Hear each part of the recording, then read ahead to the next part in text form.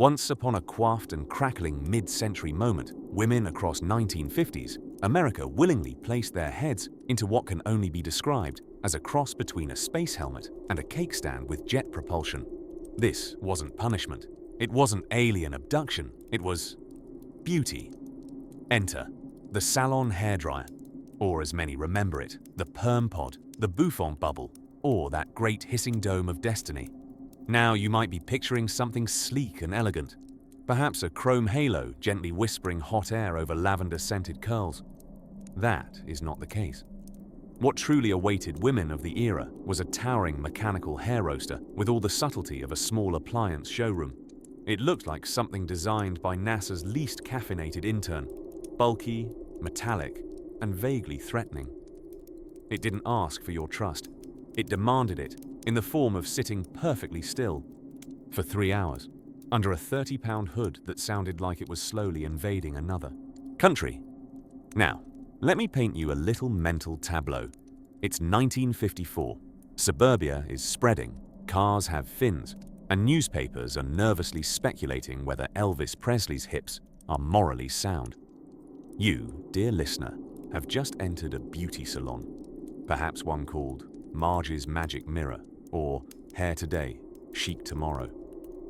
Naturally, everything is in pastel, salmon pink, mint green, and an ambitious attempt at baby blue that looks like it's always slightly apologizing. And there, lined up like dreamy robots awaiting liftoff, sit the ladies under the dryers. They were the unsung sentinels of suburbia, mothers, daughters, secret gin rummy champions, hair wrapped around tiny metal rollers, faces ensconced in cooling cucumber masks, and laps full of half-read Reader's Digest. They were engaged in the paradox of passive beauty construction, meaning do absolutely nothing, while loud hot air reshapes you into something you might not recognize until after. The rinse phase. The average salon session under a hood dryer, anywhere from 45 minutes to 2 hours. Longer if your hair could rival a horse's tail, or if your stylist, bless her chain-smoking heart, ducked out back to call her bookie again. Of course, under the confines of these colossal domes, conversation was limited to shouting short phrases. "How's Donna?" "What?" I said, "How's the dog?" "No, Marge, I'm 12 weeks pregnant." These helmet dryers were not quiet. They roared like diplomatic aircraft idling on an airport runway. Yet, strangely, they had a lulling quality too. A kind of constant whooshing hum that sounded like an old secret trying to tell itself. No surprise, some women swore they accidentally napped under them. Heads slightly tilted, jaw slack, curls slowly steaming into socially acceptable submission. But let's be clear, this was not a short-lived fad. No.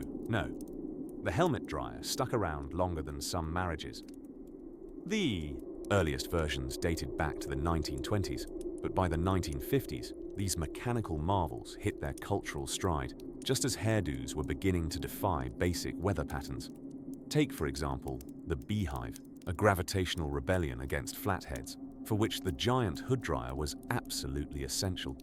Styling without it would be like trying to bake a soufflé with a flashlight. And somewhere in all this steamy perseverance was a strange magic, a ritual of transformation so slow and so loud, it could only belong to humans and possibly very vain turtles. It was, in its oddly clunky way, sacred, a place where time dilated, rollers bound women together in shared hush, and the world outside, husbands, television, the looming Cold War, had to wait as curls set, one by one. If these stories help you drift off, please subscribe to the channel. It would mean the world to me. And before you fully fade into dreamland, I would love to know where you're listening from and what time it is there. As the dryers hum like distant hurricanes and the scent of perm solution swirls gently through the air, let's leave the ladies under their domes a while longer and slip quietly forward in time, where more peculiar beauty devices await. Let us drift now to the crisp linoleum of a 1950s beauty salon, an oddly sacred space where hair met heat, gossip brewed like weak coffee, and time itself seemed to slow to the pace of a spinning perm rod. Picture it. Chrome-framed chairs lining up like obedient soldiers, their vinyl cushions groaning politely beneath housewives clad in belted shirtwaist dresses and a carefully practiced sense of patience.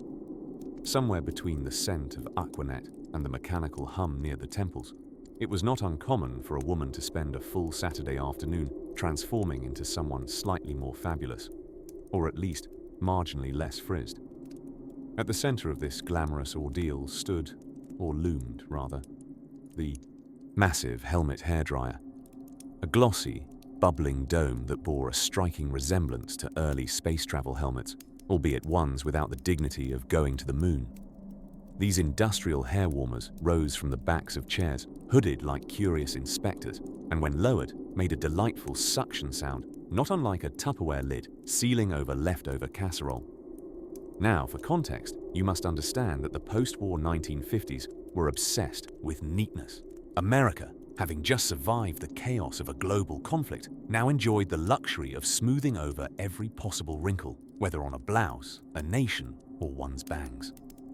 Hair became a badge of order and control, especially as television crept into living rooms and advertised a new, modern femininity bathed in powder and polish. Home hair drying machines, mind you, did exist. They were portable, boxy contraptions with hoses like the trunk of a polite elephant.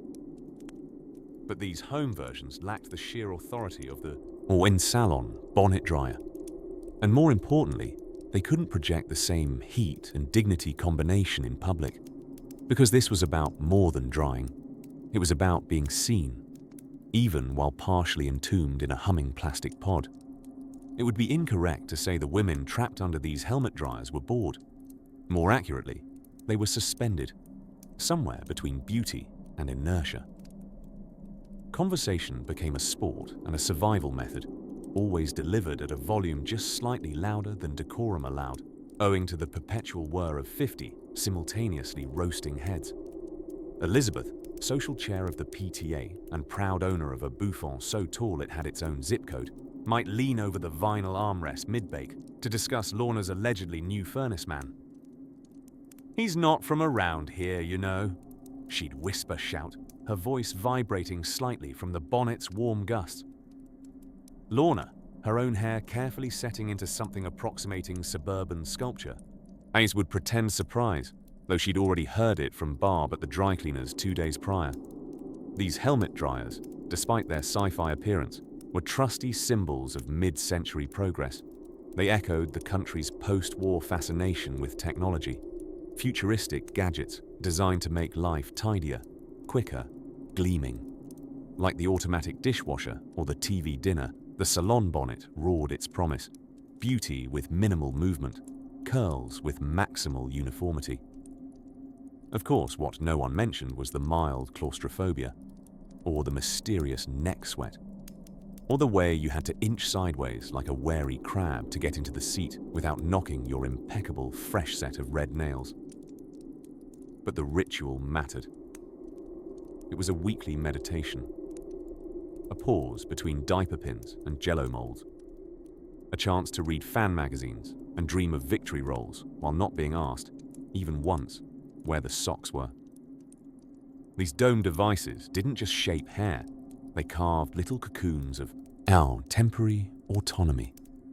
Salon visits became a kind of soft rebellion disguised as ladylike routine.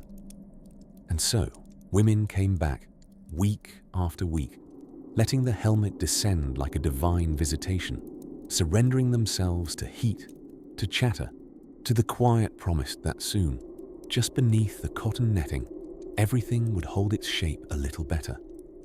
We can still hear the rumble faintly, can't we? That soft cyclone purring near the scalp, like a secret shared only between you and the machine. That warm tunnel of noise, somewhere between a lullaby and a lawnmower at a respectable distance.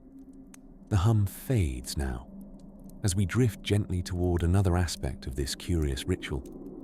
What exactly went on beneath the vinyl capes and pastel aprons while hair turned obediently to form? Outside the pastel-colored walls of 1950s beauty salons, The world was learning to hula hoop. Elvis Presley was imperiling hips nationwide, and suburban dads were pretending to enjoy grilling meat in plaid, shirts far too tight for breathing. But inside those salons, under the low hum of hairdryers that looked vaguely like interstellar communication devices, a secret society of women was forming. Not in any formal way, of course. Salon ladies hadn't taken blood oaths. Just lavender-scented appointments at 3:30 on Thursdays. Now, let's examine this curious contraption, the salon hairdryer.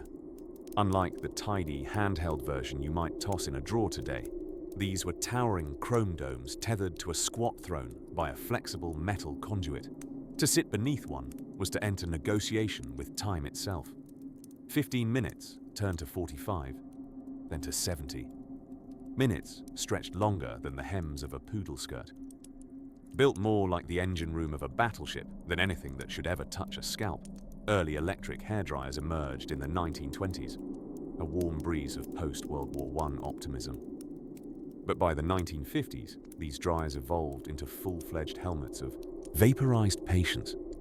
They weighed as much as a small terrier and hummed like a philosophical refrigerator, somewhere between the end of civilization and a lullaby. Their design, unsurprisingly, wasn't exactly invented with dermatological serenity in mind. These dryers were large because they had to be, mostly to hold the awkward heating elements and fan systems that hadn't yet benefited from the compact efficiencies of future fancy Japan. In a time when cars had tail fins big enough to host barbecues, nobody worried if domestic objects took up too much space. Excess was efficient. The more chrome, the faster to fabulous, or so it was claimed. The mechanism itself was rather simple. Air was heated over coils, pushed with a fan, and then cycled through vents to dry the hair evenly. It was, in essence, your kitchen oven's less enthusiastic cousin, but with curlers instead of casseroles. And it was loud. Not offensively loud, but comfortably oppressive, a kind of sonic blanket. You couldn't really talk under there, which, oddly enough, made the salon the most gossipy spot in town. Conversations weren't urgent. They ebbed and flowed between periods of respectful, humming silence. If you wanted to complain about your neighbor's hedges, it had to be done either before the dryer stage or with impressive gesturing and synchronized eyebrow movements. Of course, not every appointment was glamorous. For some, the dryer served as an impromptu nap pod. If you've never experienced the warm cocoon of 40-degree air wafting over your scalp while breathing in vague notes of setting lotion, well, imagine being baked like a cinnamon roll, but in curlers. Many women, worn out from juggling vacuum tubes, bridge club, and a child who had just glued a sandwich to the dog, used their time under the dryer for quiet reflection or vigorous daydreaming. Possibly both. The social significance of this seemingly mundane activity can't be overstated. These weekly appointments served as unspoken rituals, where one's outer appearance was revived and one's inner monologue was briefly silenced, hum subdued and mint-scented. They were both communal and deeply personal, each woman alone with her thoughts beneath the helmet, as if in a chrome confession booth, occasionally flicking through a copy of Ladies' Home Journal, looking for meatloaf recipes that involved an unreasonable amount of gelatin. And let's not forget the curlers themselves, those strange, tubular sentinels coiled tight to the scalp, holding the secret hopes of fabulous volume. The dryer would coax them, tease them, gently heat their ambition until the only thing more poised than the hair was the woman herself, emerging from the chair like a mid-century Venus, rising from the foamy depths of aerosol and lacquer. Yet, for a device so large and foundational to mid-century femininity, the salon dryer never quite received the recognition it deserved. It was always background, noise, never the star. But without it, no beehives, no bouffants, no perfectly shellacked crown of lacquered curls to withstand date nights, PTA meetings, or atomic anxiety. And still, there she sat, ladies of the era, regal in their quiet, high-backed thrones, pages of magazines fluttering, warm air spinning dreams through the curls. It was the sound of transformation, and also, possibly, mild ear fatigue. But oh, What beauty that buzz did build. Let's now lean our heads a little closer into the hum of the past and settle into a tale of rollers, rinse basins, and a kind of hair mathematics that bordered on quantum mystery. Have you ever tried sitting absolutely still while a machine the size of a small moon descended over your head, hummed ominously like a complacent jet engine, and threatened to roast any strand of damp rebellion on your scalp into a tight, glossy curl? If not, then welcome, ever so gently, to the 1950s American beauty salon. Now, imagine our setting. Pale pink walls, chrome-trimmed chairs that squeak like indecisive mice, a stack of Reader's Digests taller than a preteen. And in the corner, women planted in rigid rows beneath dome-shaped monoliths, helmet dryers so large they might, in the dead of night, levitate and float away in a tidy, beige formation.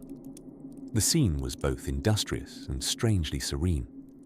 Each woman perched beneath her own personal spacecraft, holding a cigarette between two fingers, a coffee cup in the other hand, and thoughts she might never say out loud percolating quietly under the hum of progress.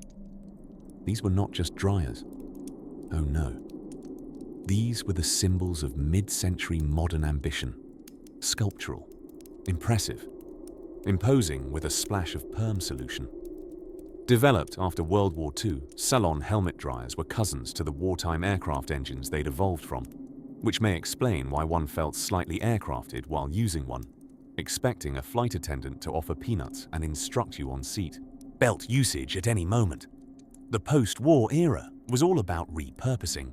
Jet engines became dishwashers, assembly line lipstick tubes rolled off cheerful reds, and technological innovation made its way into hair care, with all the enthusiasm of an inventor who just discovered women still wanted to dry their hair, even after victory in Europe.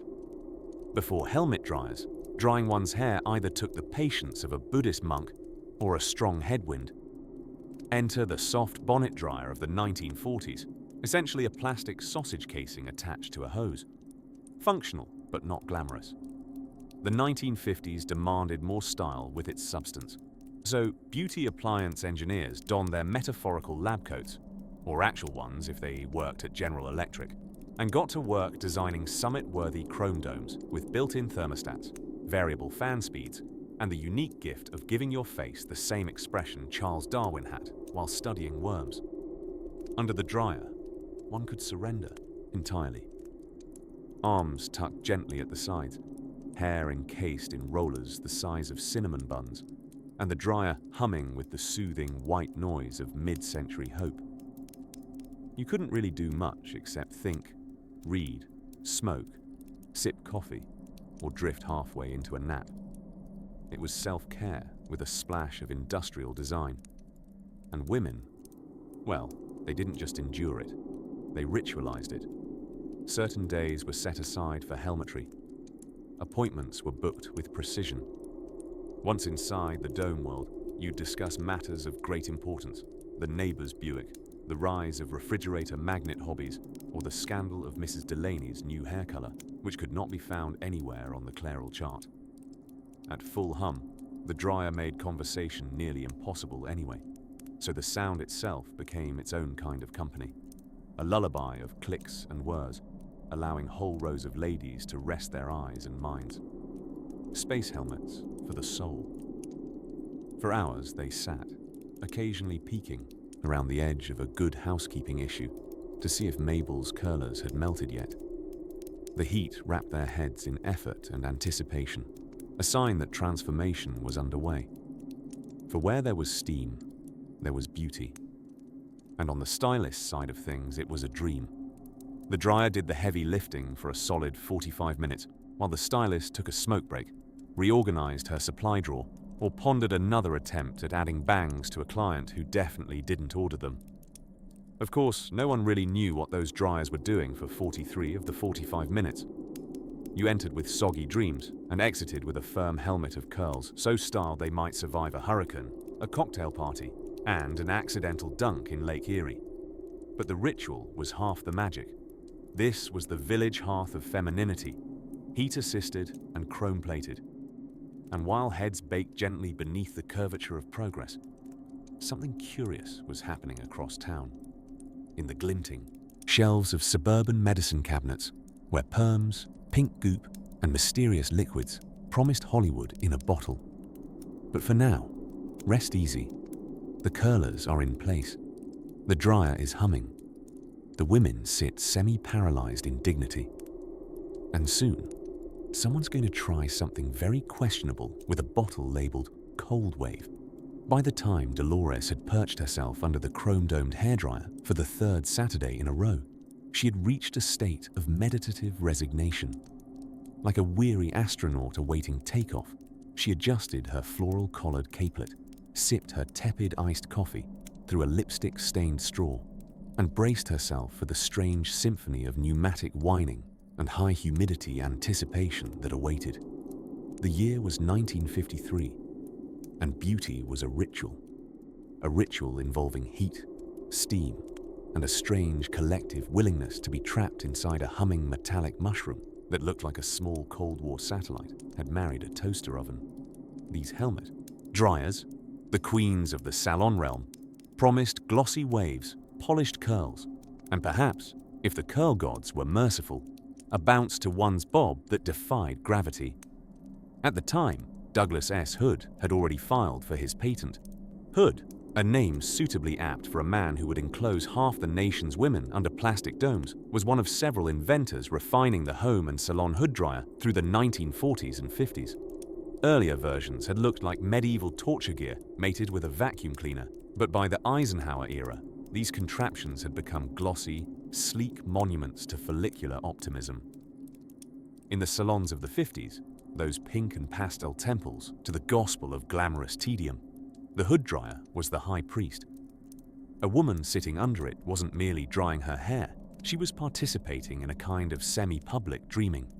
As the machine hummed with the simmering lethargy of low-speed turbulence, women flipped through magazines named Charm or Modern Beauty, recipes for jello salads next to diagrams on how best to clean upholstery using only rubbing alcohol and moral strength. Some women dozed, lulled by the dull roar of what could only be described as a sleeping dragon with chronic allergies. Others sat frozen, hair wrapped in brush curlers that could perforate a zeppelin, staring into the dim infinity of their own reflections. There was no real escape once the dome descended. Once snugly under the hood, time warped. Minutes stretched like a pillbox hat in a windstorm. Nobody could hear you if you spoke. Not really. The dryer's sound was somewhere between a faraway train and the muffled thoughts of a disgruntled librarian exhaled into a megaphone. If you asked your neighbor how she'd liked the banana aspic at last week's bridge club, you'd be met with a polite eyebrow and the sound of hair molecules being rearranged at 120 degrees Fahrenheit. The technology inside these helmet dryers was based on the humble principle of forced hot air circulating around the head. But the experience was wildly sensory. The smell of setting lotion, sweet, chemical, somewhat existential, mingled with the latent fragrance of Aquanet and Virginia Slims. Beneath the domes, women might contemplate deeply personal matters, such as why their left side always curled better than their right, or whether it was possible to reheat a casserole more than twice before the Department of Public Safety got involved. They sat, and they waited. Sometimes for an hour, sometimes two. The speed, if one might call it that, depended heavily on the texture and personality of one's hair. Fine hair dried faster, thick hair took eons, and the adventurous, well, they might have decided to go for a full pin curl set, which was like trying to dry a hay bale with a tea kettle. Meanwhile, the stylist who'd rolled your hair tightly enough to launch curls into orbit would glide past with the smirk of someone who had mastered both control and backcombing. But this was not passive suffering. No, this was devotion. It was the 50s, after all, a decade when appearances mattered enough to roast your skull weekly under a chrome bonnet. One did not challenge the rules of glamour, not unless one wished to live a life of limp bangs and social suspicion. So Dolores and her brunette brethren waited while reading articles about how to keep your husband happy with tuna surprise, and 10 quick exercises to stop your knees from giving up on you entirely. They endured the heat, the time, the gentle confinement, all for that satisfying moment when the dome lifted, the curls were unfurled, and hair, now dry and shellacked into celestial architecture, shimmered beneath fluorescent lights like wheat fields in a Technicolor musical. And as Dolores ran her fingers gently along the polished arc of her new look, she smiled. For soon would come the teasing, the pinning, the all-important blast of important hairspray that could stop time, traffic, and possibly minor sporting events. But that was still to come. For now, she stepped lightly from her salon throne, the helmet dryer still huffing a ghostly breath behind her. In a quiet room nearby, another woman took her seat, adjusted her curlers, and the chrome dome descended once more. And as that warm mechanical hum filled the air again, a new ritual began. Just as another curious trend was about to stir in the pages of next month's magazine, one involving wigs, and quite a lot of paste pearls. The neighborhood beauty salon in 1954 was not only a crucible of coiffure, but the Colosseum of consistency. It was a theater of soft pink walls, aqua tiles, and the suspicious aroma of both lavender talc and faintly scorched keratin. Here, time flowed differently, like lukewarm molasses, particularly underneath the chrome-plated domes of the giant helmet hairdryers. These machines loomed above the heads of women like retro-futuristic spaceships, ready to launch delicate bouffants into orbit. But instead of exploring strange new worlds, the only travel achieved was inward, a reflective journey limited to the afternoon's gossip columns, crossword puzzles, and occasional existential considerations about how long a perm should really take. The seated patrons, steadfast, stoic, were the Artemis astronauts of the American domestic orbit. Housewives mostly, though brave teenagers and the occasional grandmothers did willingly climb under these mildly intimidating contraptions. Once the dryer hood came down with a pneumatic hiss and a vaguely threatening click, escape became neither feasible nor polite. One could not simply remove oneself from a setting lotion ritual. Social norms, much like the curlers upon their heads, were tightly wound. The dryers themselves made a noise best described as aggressive humming, with occasional undertones of gentle despair. Imagine the sound of a beehive falling asleep. It wasn't loud, but it was persistent, a perfect white noise for half-heard secrets and partially read articles about canned salmon recipes. Women sat in their rows, draped in thin polyester capes, legs modestly crossed, arms often folded, and waited, and waited, and waited. The drying process could take anywhere between 45 minutes to 2 hours, depending on one's enthusiasm for volume. To put it another way, you could either catch up on an entire Agatha Christie novel, or start to wonder if you'd ever feel the breeze on your neck again. For many, this bi-weekly pilgrimage wasn't about hair alone. It was sacred ritual. You see, the salon was a second home, a sanctuary made lively by both the hum of machinery and the low-grade thunder of local scandals.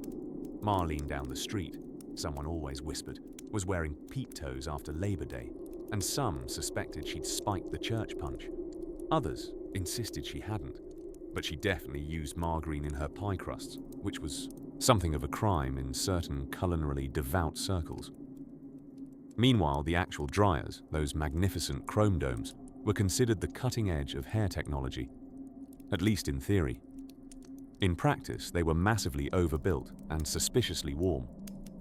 One popular model resembled a miniature rocket, complete with a panel of knobs and dials that made changing settings feel like operating a submarine. Adjusting the airspeed too high could puff curls into early submission, while too low left women stranded in tepid limbo until their sons had facial hair. To pass the time, women read articles teaching them how to optimize gelatin salads, or recited from memory various civil defense procedures in the unlikely event of nuclear catastrophe during a rinse cycle. The irony, of course, was that while the threat of atomic fallout was real, it had nothing on the structural hold of Aquanet. A few tried balancing cups of coffee, daring fate itself beneath the domes. though most learned the hard way that sipping hot liquid in 120-degree air guaranteed either a modest scalding or the sudden realization that one's lipstick was now permanently affixed to their upper lip. And still, they endured. Because the beauty salon helmet dryer wasn't merely a machine, it was a shared experience, a gentle surrender. Beneath its metallic shade, women found something akin to camaraderie, or at least a good excuse to not make dinner that night. There, among the curls and clips and quiet commotion, they temporarily exited the housewife arena of meatloaves and mending and entered a zone where time stopped, along with effective air circulation. And when at last the dryer switched off with a sputtering sigh, it felt like being released from a mild but affectionate captivity. A stylist would lift the hood with care, unveiling waves and curls sculpted by heat, time, and maybe a little divine intervention. Yes, beauty was pain. But in the 1950s, it was also patience. And as the clippers buzzed elsewhere in the background, and the faint scent of setting lotion lingered like a ghost of fashionable intentions, a curious question drifted through many minds. Who had decided that all this was worth it in the first place? It would, oddly enough, bring us straight to the unlikely tales of hair product inventors, people who played with chemicals in their garages and accidentally gave millions high-volume dreams. But that cozy mess can wait, gently, for what comes next. By 1954, the symphony of suburban domesticity had reached full volume. American living rooms buzzed with the static hum of black and white television sets, and somewhere on every leafy cul-de-sac, there was always at least one woman sealed under a contraption that looked like a NASA prototype and sounded like a small jet engine, the almighty helmet hairdryer. Its technical name, the bonnet dryer. Romantic. Official. Though among the women who sat beneath it for hours, it was more often referred to as the Dome of Doom, said with affection. Mostly. You see, these behemoth hairbakes weren't just about styling. They were a ritual, a social hour, and a test of neck strength, like Pilates with a hint of ozone and a whiff of Aquanet. Imagine this. It's a Tuesday morning. The children are at school. The husband is at work, tirelessly typing and tie-adjusting somewhere in a fluorescent-lit office, and in a turquoise tiled kitchen that still smells faintly of breakfast bacon and last night's Jell-O mold, Shirley places a plastic cap over her damp curlers, clips it under her chin like a chin strap of destiny, and then slowly lowers the helmet-shaped dryer over her head. A low hum begins, like the sound of a faraway lawnmower, or perhaps the voice of the home itself, softly whispering, "Beauty requires patience." The helmet dryer didn't just dry hair, it set hair, transformed it into soft waves or cagey curls so firm they could deflect rainstorms. This was architecture, not artistry. And for anyone doubting the seriousness of it, consider this. The average session could last 2 hours. 2 entire hours. Women sat underneath those domes with magazines spread across their laps like flimsy shields. Ladies' Home Journal, Good Housekeeping, or for the more adventurous, a steamy novel with a cover that promised forbidden romance and depicted a man shirtless, yet somehow still wearing trousers, scooping up a woman whose hair was suspiciously free of rollers. Conversation in the salons under the dryers took on an echoey, muffle-babble quality. Words bounced in and out of the hard plastic hoods, creating a kind of hair-focused Morse code. "Did you hear about Mildred's bouffant?" "Yes, collapsed in the heat at the church picnic. Tragic." Little did they know, Mildred's bouffant had fallen victim to the unnatural tragedy of a moist quiche and a hot summer breeze. Tragic indeed. These dryers weren't just artifacts of female grooming. They were architectural wonders of mid-century modern optimism. Electric optimism. The idea that any inconvenience could be solved with a good plug and just the right wattage. And this thing had wattage. Some models came with built-in visors, adjustable heat settings, and timers loud enough to startle small dogs on adjacent blocks. There were smaller, portable bonnet dryers for home use too, a rubbery, inflatable hood attached to a tube and a motor roughly the size of a bread box. But these had a slightly comical appearance, transforming any respectable woman into a kind of pastel octopus. Still, they were cherished. Because they were freedom. Freedom from the salon schedule. Freedom to set your curls while folding laundry, or talking on the party line, or sitting perfectly still so that the rubber hose didn't pop off and flap around the room like a wild snake. One might ask, why endure it at all? Why sit for hours under a noisy turtle shell, half deaf and fully bored? The answer, of course, was hair. Real hair. Hair that didn't move unless licensed personnel moved it. Hair so obedient it could host canapes on the crown. This was not just vanity. It was routine. It was solidarity. It was a sociological happening one head at a time. There was also pride. Finishing a 2-hour dry cycle successfully was a bit like returning from a moon landing. You entered the world anew. The hood lifted like a curtain on a stage, curls unveiled, setting lotion achieving its ancestral purpose. And those curls, oh, they stood tall. They reached skyward like radio towers broadcasting class, composure, and a message best translated as, "My hair woke up like this." It's easy to chuckle now, from deep within the age of diffusers and dry shampoo. But every generation has its rights, and none quite buzzed like the great helmet dryers of mid-century America, the oversized humming halos of domestic devotion. And while the curls cooled and the women returned to their day, smelling faintly of lavender and ozone, a question lingered. What exactly made the perfect set? The curlers? The heat? The time? Or was it something far more secret and far stickier? A secret that glistened from tall aerosol cans and sparkled ever so slightly in the afternoon sun. The year was 1955, and deep in the heart of suburban living rooms, plastic slipcovers squeaked ominously beneath well-behaved knees. Housewives flipped through magazines with names like Modern Beauty and Glamour Secrets, their pages whispering silent promises of a more dazzling self, if only one had the patience, a good attitude, and the stamina to endure temperatures rivaling the surface of Mercury inside a hair salon. This brings us to the hairdryer itself, the mighty crown of mid-century beautification, a machine so large, so loud, and so unapologetically industrial-looking that it might reasonably be mistaken for some sort of Cold War espionage device. The helmet dryer, known technically as a hood dryer, became the centerpiece of the American beauty parlor, equal parts throne, sauna, and maybe just a little bit of medieval punishment device. Women would perch delicately beneath these towering domes of chrome and plastic, pausing their hair journeys to listen as the machine sputtered to life with a dull roar, like a lion purring inside a metal cave. Once entrapped, they were essentially locked into a low-humidity hurricane vortex that promised to set their hair in perfect shells of Aquanet-hardened glory. But perhaps the most intriguing part was what happened during the drying process, because you see, once ensconced beneath the dryer, they couldn't really move. The contraption was hinged like a medieval portcullis and required a salon attendant, often named Connie or Bev, to lift it up or down. Once lowered, the woman inside became a kind of beauty astronaut, detached from the regular orbit of daily chores and grocery lists. She could not hear her telephone ring.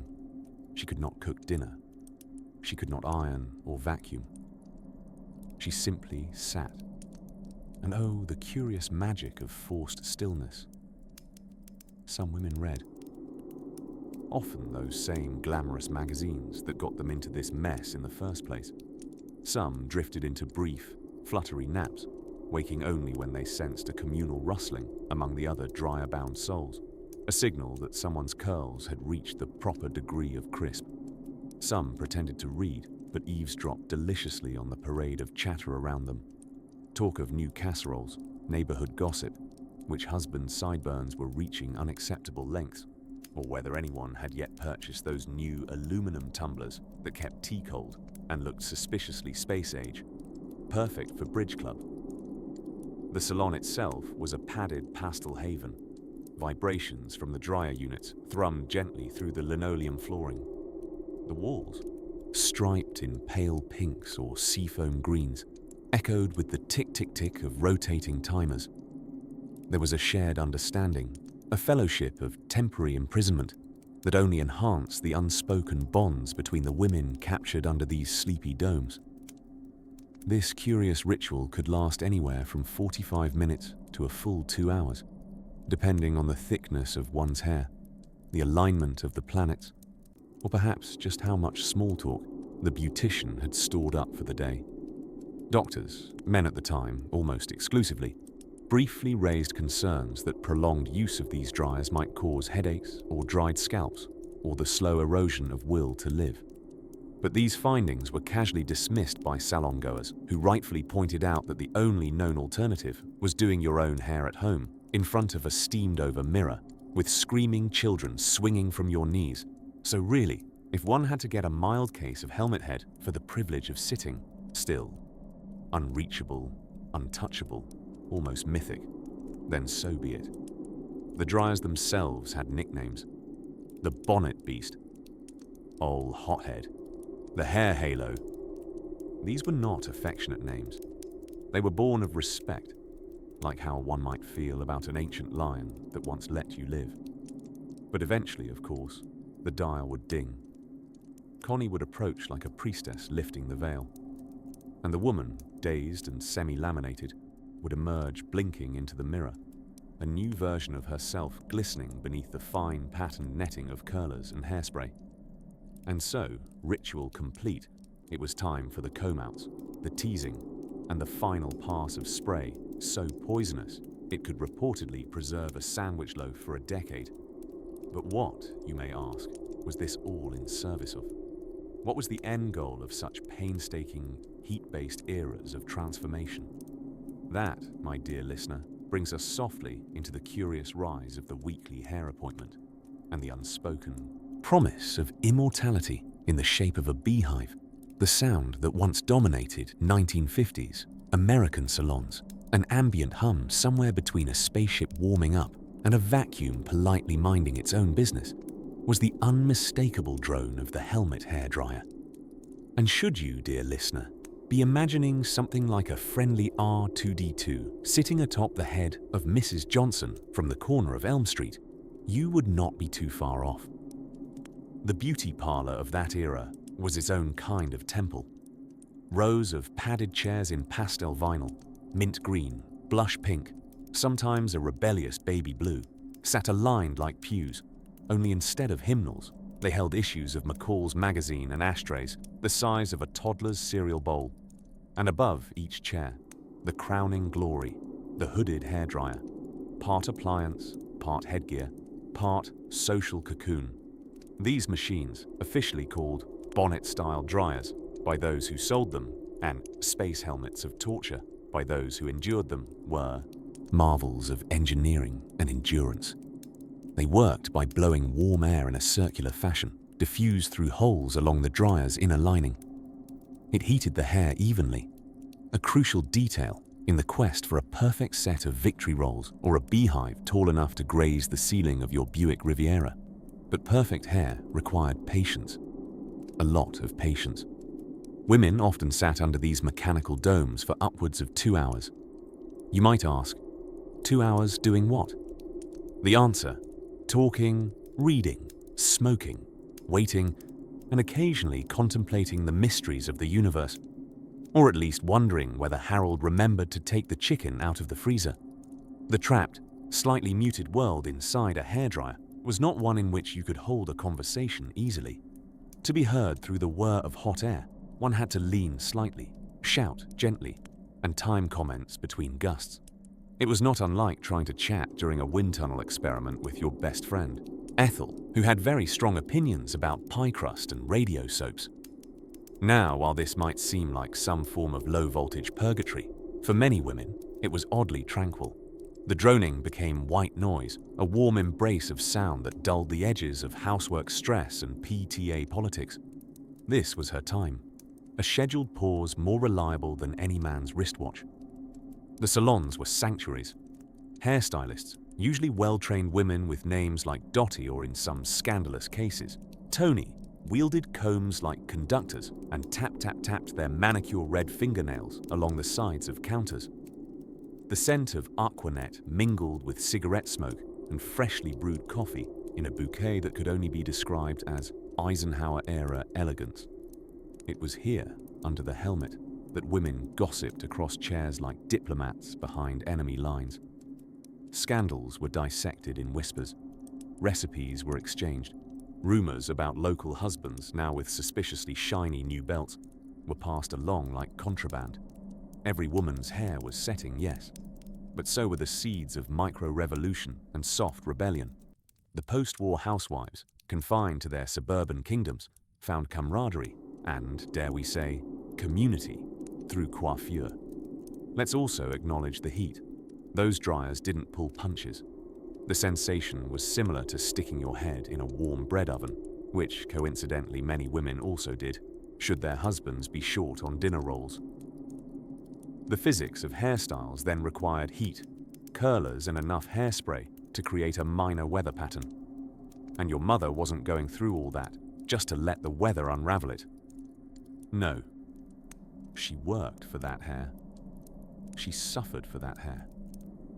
And come hell or high humidity, she would sleep, sitting up, if it meant preserving that towering swirl of lacquered glory. It wasn't all elegance and eyelash batting, of course. There's something inherently undignified about having your head trapped in a mushroom-shaped contraption while steam slowly caramelizes your scalp. But dignity was optional. Stunningly high hair was not. And so, against the background hum of 50 dryers sounding like a squadron of sugar-fueled bumblebees, the great hair traditions of the 1950s were baked, literally, into being. In the heat of those domes, styles sprouted, secrets were shared, and hair held its shape with a resilience that laughed in the face of weather reports. As our curlers cool and the last dryer hum fades into a gentle silence, let us drift into the next portion of our tale, where bottles clink and beauty takes on a more chemical nature. The whirring hum of the salon, the kind that stirred with the intensity of a mild jet engine wrapped in pink vinyl, was the soundtrack of suburban reinvention in the 1950s. And if you leaned in just close enough, past the distant clinking of bobby pins and the distant aroma of Aquanet laced with fresh gossip, you might catch it, the soft, almost meditative rattle of curlers beneath the towering shell of a salon hairdryer, a dome of destiny, some might call it, or more accurately, a reverse astronaut helmet designed not for zero gravity, but for achieving gravity-defying bouffant heights. By the midpoint of the decade, these chrome-domed contraptions had become fixtures not only in salons, but in the domestic landscape, as women across America welcomed into their homes what essentially looked like a small appliance with aspirations of becoming a UFO. The home hairdryer set was the ideal gift for the woman who had it all, except the lung capacity to blow-dry her Jackie Kennedy curls. Salon dryers, unlike their smaller, more personal cousins, were massive affairs, tall enough to make a lamp jealous and noisy enough to make conversation optional. But perhaps that was the point. Once seated under one, a woman could enjoy a rare slice of solitude under a canopy of forced hot air and plausible deniability. About hearing her neighbor's scandalous retelling of the Wednesday night canasta game. Technologically speaking, these mechanical marvels were descendants of the 1890s hairdryer prototype, a vacuum cleaner turned backward with ambition but questionable safety standards. Several decades and countless patents later, the 1950s dryer had evolved into a padded throne of female transformation. At its core sat a heating coil, a fan, and the fine balance between third-degree burns and Pinterest-worthy curls. Before Pinterest, of course. To sit beneath one was to submit to fate, if fate came in the form of a salon chair with an ashtray on one armrest. Now you may be wondering, What did one do under these colossal hats of hot air for an hour or more? Read magazines, surely. Share gossip, absolutely. Catch a quick nap? A risky endeavor involving both a stiff neck and the looming threat of drooling onto freshly pinned pin curls. But women persevered, cocooned in plastic and puffed in sickhood pride. Because after 55 minutes of centrifugal heat and the distinct scent of burnt perms, a miracle occurred. Hair rose like bread dough in the oven, defying logic, gravity, and at times, marital expectations. Interestingly, the deeper reason for the devotion lay beneath the surface, not just in roots and rollers, but in the promise salons offered. They were some of the few acceptable third spaces for women, neither home nor workplace, but a world of perfectly controlled chaos. Under those massive dryers, women talked politics in whispers and scandals in murmurings. They swapped recipes, shared war stories from the PTA frontline, and, on particularly daring afternoons, even spoke of books with no redeeming casserole plotline. The salons of the 1950s became accidental sanctuaries. The dryers acted as soundproof barriers, allowing women to speak half their mind while half distracted by half a crossword. They could be themselves, or someone new. A change in hair, after all, was the feminine equivalent of a midlife sports car. Easier to maintain, and no surprise, insurance premiums. Legends say some women had beauty helmets installed in their own laundry rooms, powder rooms, or modest basements, just beside the ironing boards and under the ever-watchful eye of Tupperware. These home units may not have roared like their salon cousins, but they hissed enough to let husbands know something important was happening, something that required patience, deference, and perhaps an hour down at the Elks Lodge. In these contraptions, which hummed like electric lullabies, hair dried and identities quietly reshaped. A mother on Tuesday could emerge a temptress on Wednesday. A housewife on Thursday re-entered society as a redhead with an opinion on Eisenhower's highway system. In the evolutionary line between powdered wigs and Instagram stories, the 1950s dryer sat like a peculiar bridge, a bubble-headed chrysalis from which emerged the fierce, fabulous, and mildly flammable women of mid-century America. And as we adjust the last bobby pin and step gently out from under the chrome cocoon, the question becomes, what happened when all that teased, back-combed glory needed maintaining between visits? Ah, yes, the nighttime rituals of sleep-in curlers, scarf-tying strategies, and the unspoken spousal code of, you married this, darling, but don't touch it. A whisper of brushed steel and cotton wraps awaits us next. The hum began low, like a distant electric whisper, a faint, vibrating rhapsody that filled suburban living rooms with the promise of glossy perfection. It belonged, of course, to the helmet dryer, that gently roaring spacecraft of the beauty parlor into which 1950s women willfully placed their heads like astronauts preparing for launch, with rollers instead of rocket fuel and aquanet instead of oxygen tanks. Once under the dome, there was no turning back. There sat Helen or Marge, or maybe both, wrapped like swans in floral housecoats, piles of curlers coiled atop their scalps like carefully rolled blueprints of social conformity. The clamshell of hot air would descend over them with all the grace of a descending lunar module, and whoosh, silence was replaced by the subtle roar of beauty under construction. But this was no passive transformation. No, this was active waiting, timed to the minute, calculated by the hour, and equipped with all the joy of a polite hostage situation. These moments were sacred in their monotony. A woman trapped beneath her dryer might read a dog-eared magazine, usually from 5 years ago, full of tips like Tupperware parties, how to outsell a divorcee, or moon landings, a nice idea, but let's talk about mascara. Despite their immobilization, women found subtle power under the dome. It was in that warm, steady stream of air that local gossip was aerated and distributed with clockwork precision. The salon became something of a cathedral of quiet, judgment, and firm opinions, where gossip was gently baked at 120 degrees Fahrenheit until it achieved the perfect fluff. And oh, the trial of itching.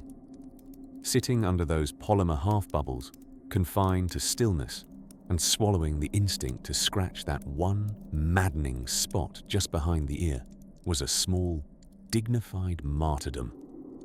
But to open the helmet prematurely, to clatter away from the dryer chair before its holy process was complete, was to welcome catastrophe. Your curls would deflate, your style would wilt, the appointment would be in vain. You might as well have just brushed your own hair at home like an animal. Salon dryers came in various makes and models, each equally committed to their mission of sound, heat, and prolonged stillness. One popular brand, the General Electric hood dryer, looked like something out of a pastel-toned science fiction serial. You didn't just get a blowout, you got thermodynamic engineering whispering sweet nothings to your skull. Meanwhile, beauty operators, armed with rat-tail combs and the sort of precision that could rival NASA technicians, would flutter politely in their pale pink uniforms, making fine adjustments to rollers and checking dried strands with delicate maternal hums. They were the unsung heroes of the helmet age, midwives of the beehive, shepherds of the bouffant. It's worth noting that these hairdryers were not inherently torturous. In fact, many women cherished their dryer time. It was one of the rare places in 1950s domestic life where a woman could be still without having to explain why. You couldn't make dinner under there, couldn't chase toddlers, couldn't answer phones. It was, if you squinted just right, a sort of enforced meditation, with heat. While the din of the dryer filled the air, salons developed a peculiar collective language of gestures. A raised eyebrow could communicate disbelief. A pointed chin might signal the appearance of someone's ex-husband. And lip, reading, deft and practiced, became as essential as the perm solution. Though mouths were hidden behind dog-eared copies of Ladies' Home Journal, the drama continued to flow, hot and invisible, like the air swirling inside each hum-bellied helmet. For many women, especially those from newly built subdivisions where neighbors appeared like mushrooms after a rainstorm, the salon was both a weekly routine and a form of low-stakes espionage. Reports were given, updates exchanged. Did you hear Norma's boy got expelled from band? Oh heavens, again. Third time. Heads nodded deeply, collecting even more heat. But like all things deemed standard in the mid-century, the helmet dryer existed in a space between absurdity and affection. Its presence was unquestioned, its rituals revered, and its noise strangely comforting. Women sat beneath them like statues of an ancient beauty religion, believing devoutly in the power of tenacity, setting lotion and temperature-controlled halos.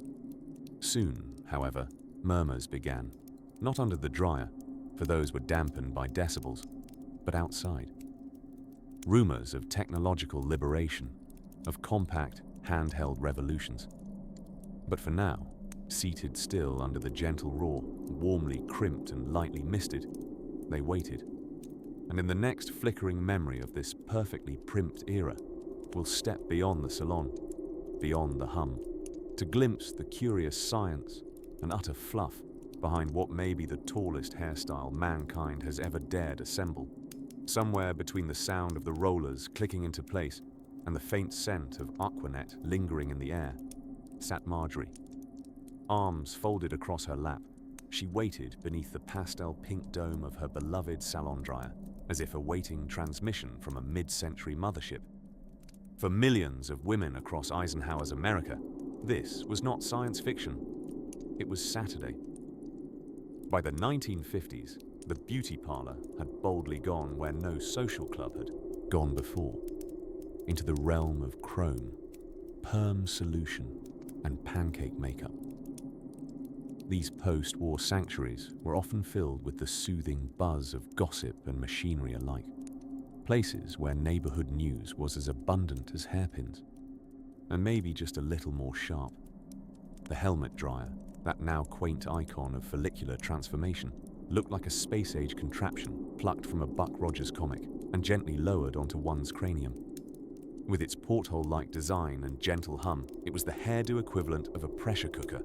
And ironically, it often cooked its victims to the brink of delirium. You see, these dryers didn't just dry hair, they controlled time. Or at least bent it. 10 minutes under the dome could stretch into an eternity when paired with the low-frequency whir that sounded suspiciously like your grandmother's refrigerator trying to initiate conversation.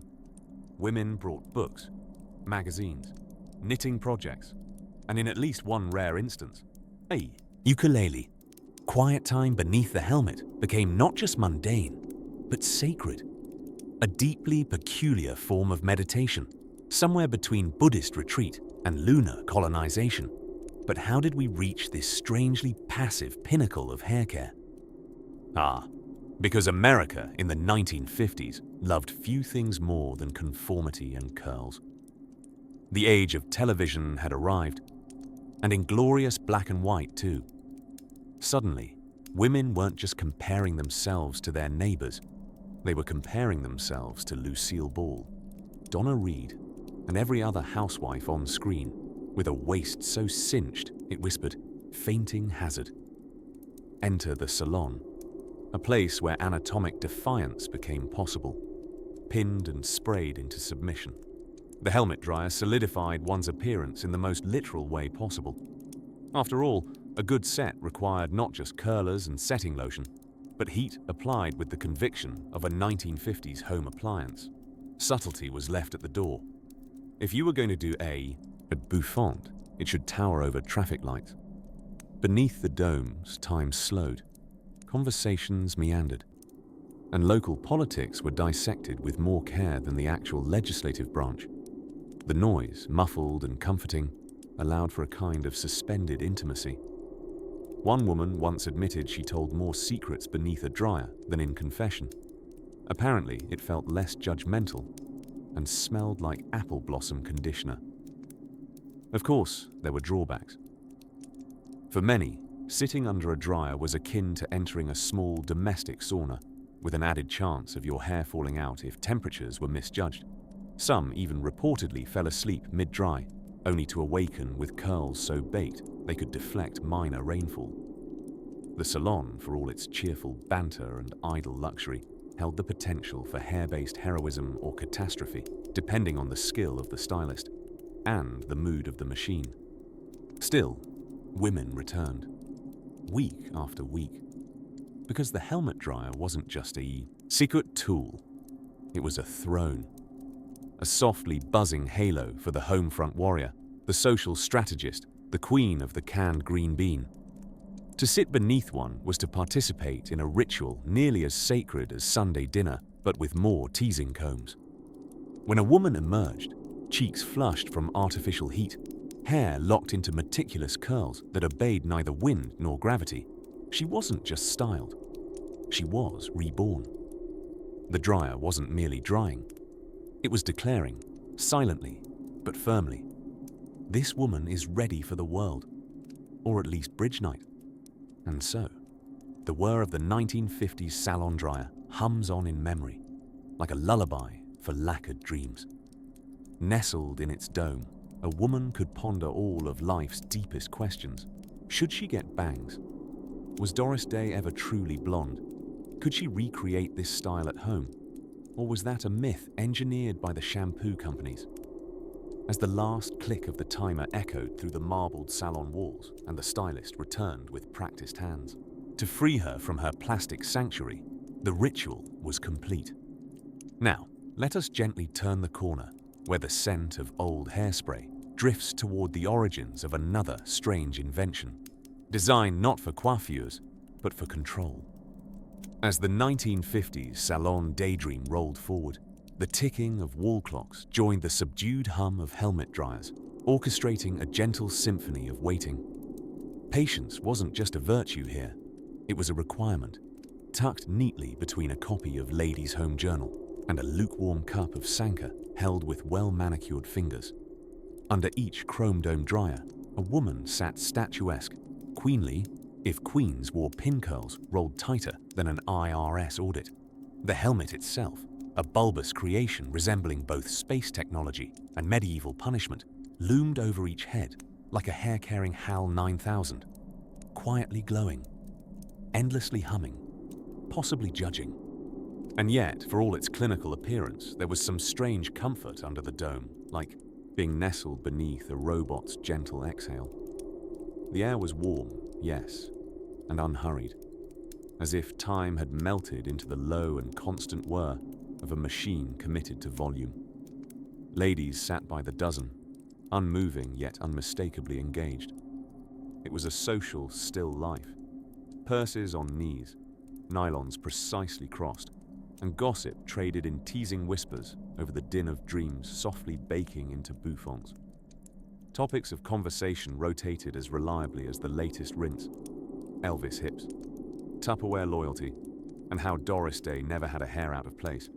Clearly a woman who knew her way around a setting lotion.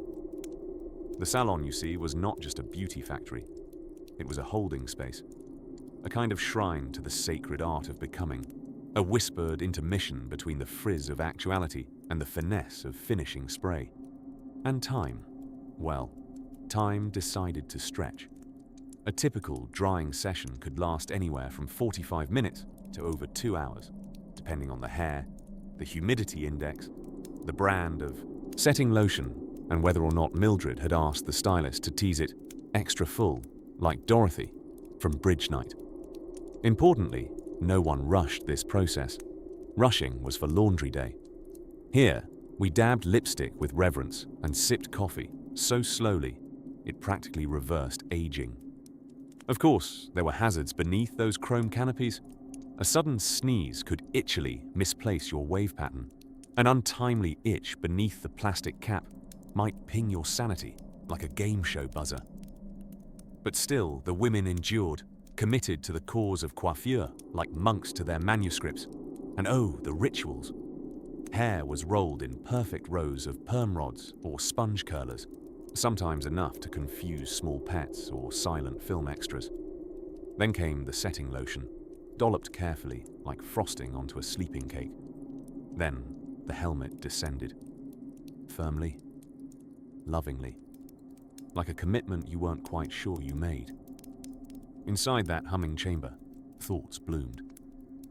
Some women closed their eyes and breathed as if at a spa. Others quietly read horoscopes or low-stress mysteries, stories where Mr. Wiggles, the cat with a monocle, solved yet another cozy murder. But most just leaned into the hour. There's something profound about submitting yourself entirely to time and machinery, left alone with your thoughts and the occasional distant click of a hairdresser's scissors. More than one lady privately swore she could feel her wisdom perming alongside her curls, or that the dryer let her finally understand what little Timmy meant with that bemusing finger painting, or that, perhaps, this quiet moment was the last real piece before PTA meetings, meatloaf, and ironing her husband's socks. You see, the great chrome dryer wasn't just industrial, it was introspective. A warm, humming think tank helmet, a time capsule wrapped in bakelite and pastel linoleum suspended between before and after. When the timer finally dinged, a soft mechanical note that felt like being released by a polite robot, she would emerge. Hair sculpted into the most marvelous architecture of engineering, defying gravity, teasing reality, whispering elegance with every bobby pin conclusion. We often think of beauty routines as superficial, but that's only on the surface, just like bouffants. Beneath the sprays and hoods and pins lived a slow, intentional process. 1 part fashion, 1 part self-care, and a generous swirl of social glue for women mid-centurying their way through societal expectations, one lacquered lock at a time. And as fresh heads emerged from their aluminum domes like victorious bread from the oven, the scent of Aquanet would hang lightly in the air like the afterglow of small triumphs. But the story of mid-century hair magic did not end at the dryer. No. Once the helmet lifted, the truly delicate, and dare we say dangerous, dance began. Setting spray, pick combs, and the all-important art of not moving your head at all while or paying the cashier. Let's drift now toward the heady realm of salon finishing touches, where combs become scalp-friendly weapons of symmetry, and every woman becomes an unflinching goddess of gravity-resistant hair. There they sat, whole rows of them, like lunar colonists stationed in orbit, frozen beneath the chrome domes of those great helmet dryers. The hum was steady, somewhere between a bee with a sinus problem and a small refrigerator plotting escape. But to the women of 1950s America, particularly those who frequented a weekly rinse and set as if it were their civic duty, this was the sound of glamour slowly cooking. Imagine it, a typical Friday afternoon in a pastel-tiled beauty salon, the air warm with Aquanet and gossip, the linoleum faintly sticky underfoot. And in the corner, standing sentinel like a futuristic throne room, the dryer station, a semicircle of chairs with oversized bubble-headed contraptions hanging from stainless steel arms. They lowered with a hiss, locking each woman into a tiny, climate-controlled world of her own. These weren't just any dryers.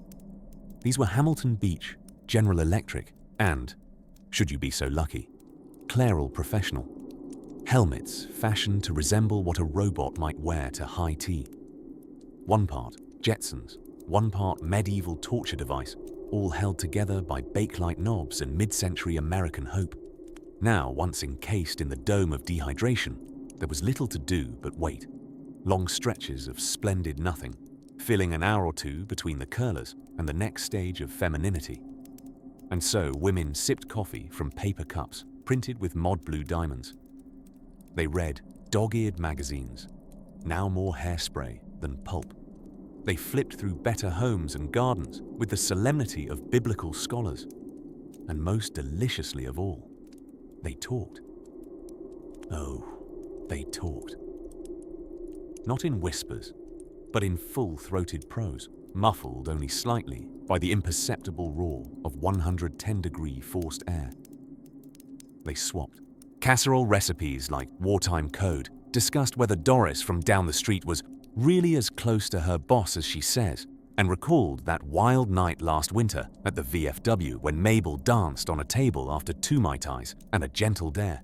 The hairdresser moved from client to client like a benevolent priestess, attending to rollers, recalibrating dryers, and adjusting those neck straps that threatened to slowly soar through the jugular if tightened with too much enthusiasm.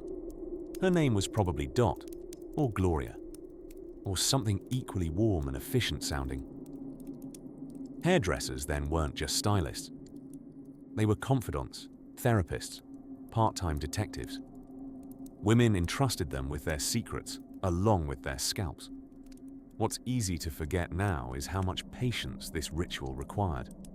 Unlike the modern age of express everything, 1950s beauty was deeply, unapologetically slow. It took time to set pin curls properly. It took time to bake them into submission. And it took additional time to tease, spray, and sculpt them into structures that could withstand windstorms, children, and church picnics alike. This slowness wasn't just tolerated, it was embraced. Because under the dryer, you were given rare permission to pause. You weren't ironing shirts or checking on the meatloaf or wondering if Bobby flushed. You had entered the dryer time portal, a chrome cocoon shielding you from the world's obligations. It was oddly meditative, like a low-temperature sauna for the soul, or a hair-themed confessional booth. Of course, not all dryers were created equal. Some hummed, some buzzed, some, tragically, rattled loudly enough to suggest they were moonlighting as tool sharpeners.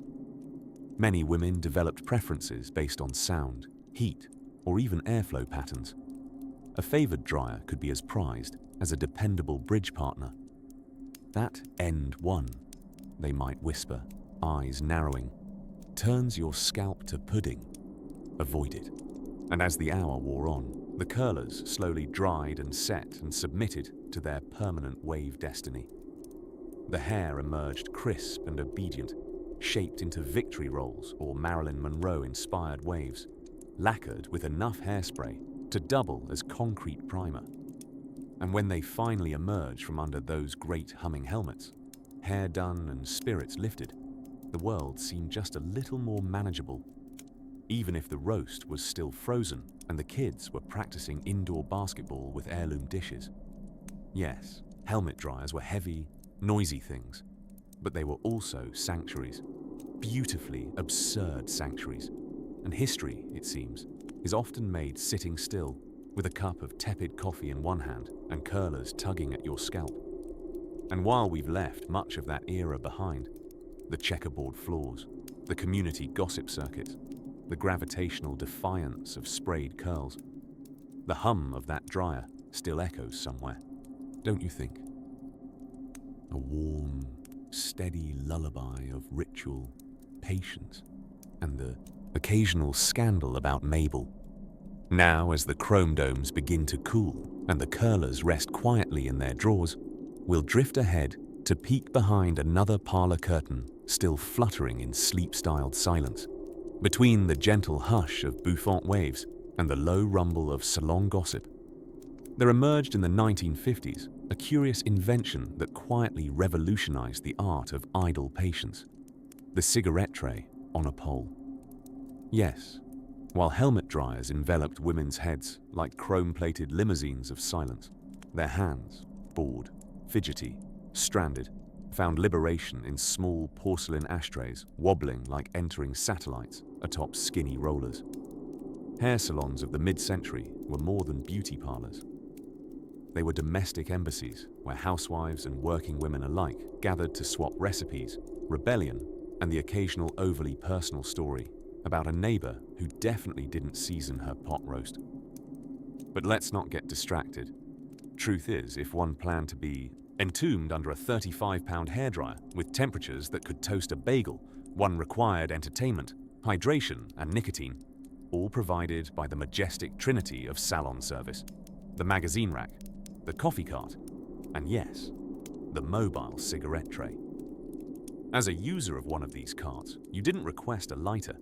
They were permanently attached to the top, a little silver button you pressed down like a James Bond gadget. It glowed orange with menace and modernity. And the ashtray? Immaculate. It was cleaned with the sort of reverence typically reserved for relics and pie servers. Of course, this smoky accessorizing wasn't just fashion, it was furniture. The cigarette pole stood politely at a woman's elbow, performing a kind of quiet devotion while she endured the dryer's muffled roar.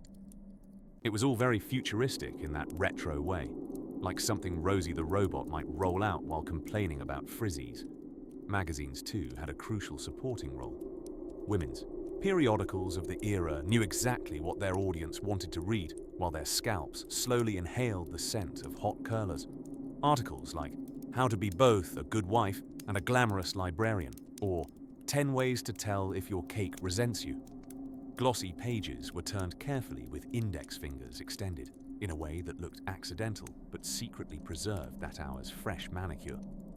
Meanwhile, across the room, other women, equally robed and equally immobile, would exchange solemn nods. A nod here could mean many things: acknowledgement of your latest perm, sympathy for your visible roots, or the shared trauma of having a 4-year-old at home who thinks lipstick is edible. These nods formed a kind of Morse code of feminine solidarity, broadcast beneath domes of hot air. Now, lest we give the impression that everything in this ritual was comforting, permit me to introduce one of the dryer's least charming qualities: vibration.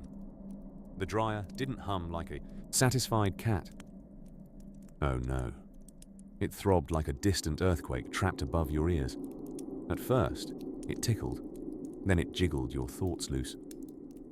Many women exiting from under these metallic mushrooms felt as if they'd just endured a turbulence-heavy flight to Cincinnati, minus the peanuts.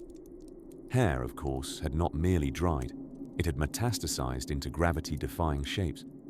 During these hours of inert waiting, hair was plotted, mapped, teased, engineered, and when the dryer's red light blinked off, a woman was not simply exiting, she was emerging, like a peacock stepping out of a toaster. And if you're picturing this as a scene filled with serene domestic bliss, remember this: There is no such thing as a comfortable salon chair in the history of human upholstery. What may appear to the untrained observer to be a plush, curved seat is, in fact, a deceitful apparatus designed to numb every known vertebra below shoulder level. Sitting motionless under a dryer for 45 minutes is a bit like practicing yoga in a slow cooker. You emerge supple, reshaped, and slightly confused. As the minutes stretched and curlers fermented like bottles of rose-scented champagne, time began to blur. Not in the cosmological sense, but in the deeply salon-flavored way that made 2 hours feel like both 3 days and 10 minutes, depending on how good your coffee was and how dramatic Mabel's story was about her cousin stealing a meatloaf pan. Somewhere, just before the final buzzer dinged like an oven's applause, the room would fall into a kind of reverent silence. The dryers, blinking off in a slow domino, revealed faces shiny with sweat and glory. A gentle breeze from a floor fan whispered through towering hairdos like angels sighing over their final draft. Next, of course, came the hairspray. But that's a tale of fumes, fortitude, and finely measured aerosol. We'll drift into that mist soon enough. While every woman in the 50s knew that beauty required sacrifice, it's possible nobody articulated just how many of those sacrifices occurred beneath a contraption that looked like it belonged in a Cold War sci-fi film. And in a sense, maybe it did. Welcome, dear listener, to the curious subculture of the salon magazine rack. For beneath the dome of the almighty hairdryer, buzzing softly like a patient beehive, time behaved differently. Women sat still, necks gently craned, a towel under their collars to catch disobedient drips, eyelids drooping ever so slightly, and they read. Oh, how they read. Imagine the scene. A half-dozen women perched like pastel-hued flamingos, each encased in her own silent helmet, flipping through the timeless pages of Ladies' Home Journal, McCall's, and of course, the holy grail of glamour despair, modern beauty. These were no ordinary publications.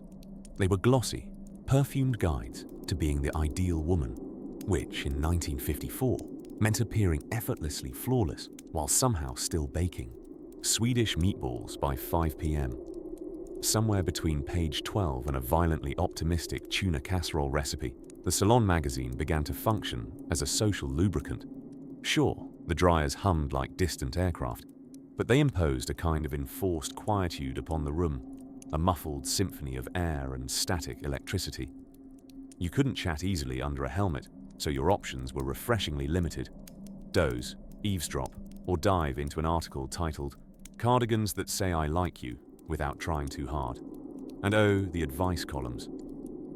"Dear Betty," one letter might begin, "my husband has started organizing his sock drawer alphabetically."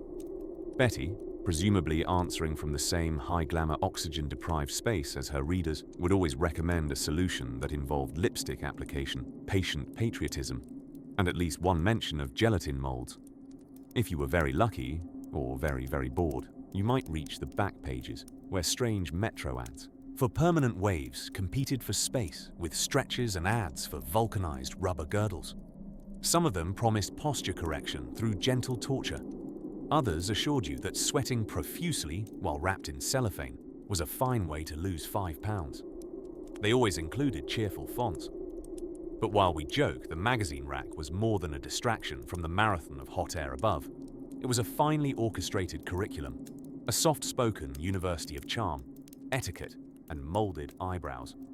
A woman could emerge from under her helmet, not just dry, but marginally more qualified in post-war suburban diplomacy. She learned from those pages how to smooth marital spats with banana chiffon pie, and how to keep your nylons from laddering by chilling them in the icebox first. Don't try this today, your frozen pizza might complain. In some salons, particularly coastal ones where cocktail parties loomed large, there was even an unspoken pecking order of magazine quality. Arrive early, and you scored the pristine Vogue, its pages still unwrinkled by gossip-stiffened fingers. Arrive late, and you might be stuck with last year's Farmer's Almanac and a recipe for corn relish. Then there was etiquette. You didn't tug at someone's magazine. Heavens no. You glanced, you subtly leaned, and if a lady across the aisle was eyeing your 2-page spread on poolside glamour, sequins and strawberries, you graciously offered it up, perhaps with a knowing wink that said, yes, that level of sparkle is achievable with enough aquanet and willpower. And somewhere through all that glossy reading, time would pass. The buzz would dim. The dryer would release its warm mechanical sigh. And you would emerge, slightly flushed, marvelously coiffed, and armed with recipes and moral certainties regarding elbow-length gloves. Back then, salons weren't simply about hair. They were miniature societies, carefully lacquered microcosms of ambition, friendship, and a surprising amount of gelatinous food. But as enlightening as the magazine rack may have been to truly understand the gravitational pull of a 1950s salon, we must drift a little further into its sensory symphony, to the scented siren song that moved through the room like a whisper of divine promise, the warm, endless mist of hairspray, while the women of the 1950s sat cocooned beneath the humming domes of their hairdryers. A parallel beauty ritual was taking place just a few steps beyond the salon chairs, less mechanical, but no less perplexing. One could argue it was the true theatre of personal grooming, the realm of the setting lotion. Ah, setting lotion. A name that sounds as calming as a Sunday crossword, but it wielded the power of architectural cement, if cement also smelled faintly of gardenias and iron fillings. It was the unsung potion behind every gravity-defying bouffant, every perfectly spherical flip, and every beehive that threatened low-flying aircraft. In the closely kept commandments of mid-century coiffure, setting lotion was somewhere between the Ark of the Covenant and a bottle of liquid optimism. The exact chemical recipe was, and remains, a mystery, somewhat like Coca-Cola or the true location of Jimmy Hoffa. But we do know this. When applied to wet hair, it transformed each curl into a rigid monument of intention. Once set beneath the great humming bonnet of a hooded dryer, these sculptures stood proud and immobile, ready to face a week of suburban drama, PTA meetings, and possibly a polka. Women would carry their own little bottles of setting lotion in their purses, like secret agents clutching vials of antidote. It was applied with care, combed in with devotion, and regarded with a kind of mystical respect, somewhat like a beloved great-aunt who didn't speak English, but always smelled like nutmeg and had impeccable posture. Setting lotion did not discriminate, whether you were a housewife preparing for Tuesday Bridge Club or a starlet with a name like Mitzi or Dolores preparing for a Technicolor close-up. The rules were the same. Damp hair, generous application, rollers to match your ambition level, and then stillness. Stillness was key. For while the helmet dryer roared like a distant thunderstorm and the suction cups of the dryer's claw-like arms warmed your temples to a quiet sizzle, moving was strictly discouraged. A rogue sneeze could shift a roller. A sudden laugh could dent your wave. In a way, every woman under that hooded dryer became a temporary monument to patience, a living statue held in place by the invisible hand of social norms and citrus-scented polymer. Meanwhile, the salons themselves hummed with the low murmur of gossip and the high voltage of rumors. These were not just places of hair improvement. They were the Google Discord forums of the Eisenhower era. Who was suspected of switching margarine brands? What exactly had Nancy's son done with the dentist's daughter behind the bowling alley? And had Helen really heard Russian on her neighbor's ham radio? Or was it just a rerun of I Love Lucy bouncing off the stratosphere? All of this was discussed sotto voce beneath the dome of the dryers, punctuated by the occasional beep of a timer or the distant squelch of someone's perm solution reacting with their youthful optimism. And for those without time or budget for a professional salon trip, the domestic version of this ritual was perhaps even more folkloric. Home hairdryers began appearing as curious contraptions, essentially fabric shower caps connected to vacuum cleaner hoses and attached to small motorized boxes, which sounded like a plucky blender giving its best effort. You'd sit at your kitchen table, plugged into the wall, a fizzling contraption on your scalp, sipping Sanka and reading Reader's Digest while trying not to sweat, wrinkle, or irritate your sister-in-law in any existential way. These innovations granted a new level of autonomy, albeit one that came with the risk of minor electrocution or family-wide ridicule.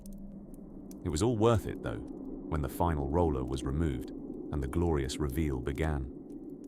This was the moment, the unfurling of a week's worth of effort.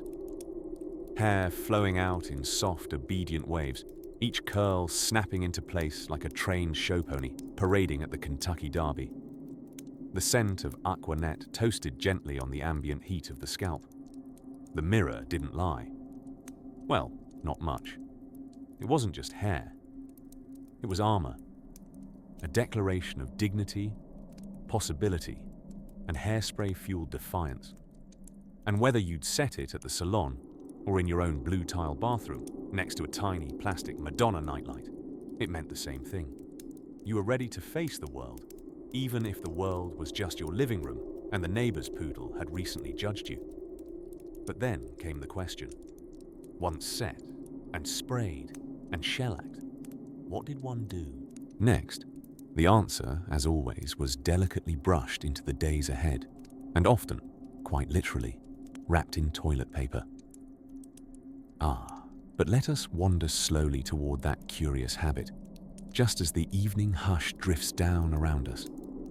Night descended like a velvet shrug over post-war suburbia, and in the modest homes of 1950s America, women moved through dimly lit kitchens, polka dot aprons tied militantly, and prepared for what was, in their minds, one of the most valiant missions of modern femininity, achieving the perfect hairset. This was no quick endeavor. No, not for the woman who valued structure, precision, and the immortal word of good housekeeping. She wasn't just setting her hair, she was setting a standard.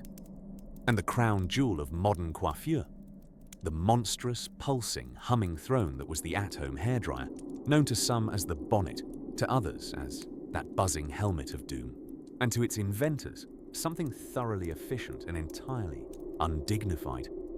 In the hush of late evening, Doris from down the street would lower herself into her avocado green armchair, adjust her robe, and loop the vinyl air hose from the bubbly dome of the dryer to her plastic bonnet-covered curls. A click of the switch, and suddenly she was going nowhere in quite a loud way. The gentle roar began, like a small plane with Tea Party manners, signifying the start of her immobile hour of glory. These helmet dryers were an evolution of earlier salon behemoths that looked like something you'd use to interrogate aliens. Before the 1950s, one had to physically go to a salon, submit to a seat with an upturned bowl hovering like a spacecraft, and wait as something between science and sorcery occurred above their scalp. But then came the home version. It was compactish, sort of.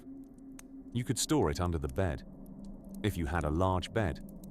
It was the era of portability, though portable in the 1950s still meant requires its own shelf and careful negotiation with the electrical socket.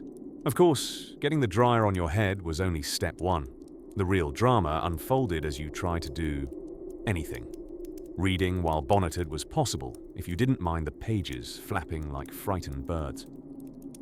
Phone calls were out of the question. You could attempt knitting, but unless you possessed comedic timing worthy of Lucille Ball, you'd end up entangled in both yarn and air tube.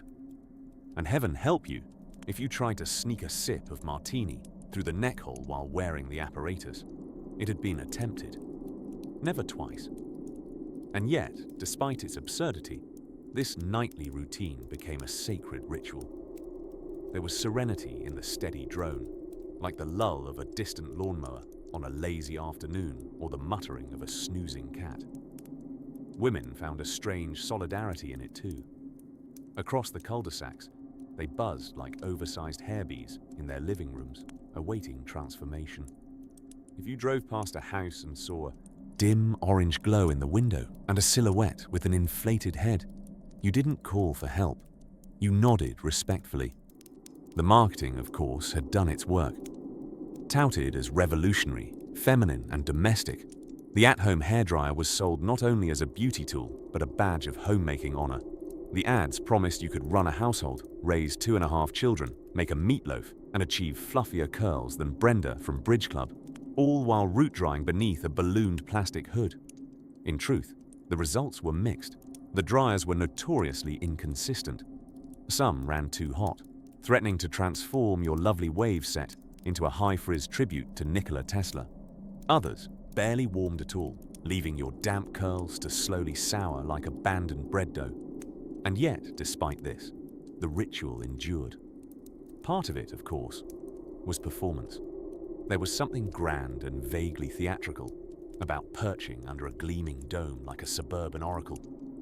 With her curlers in, robes secured, and the purr of progress in her ears, a woman of 1957 might feel for just a moment part Venus, part Sputnik, and entirely in control. And so she sat, for 30, 40, even 60 minutes, held motionless by warm air and polite society, dreaming of the morning to come, when she would unveil her curls and step out into a world that, at the very least, applauded consistency. Some would say it was madness to freeze oneself beneath a plastic mushroom for an hour each night. But in that stillness, there was power. In the hush of the dryer, the world smallened. There were no dishes, no errands, no husbands asking where their tie had migrated. There was only soft heat, muffled time, and the promise, however wobbly, of beauty. And just as the dome cooled and the world returned to its usual hum, our scene begins to shift once more.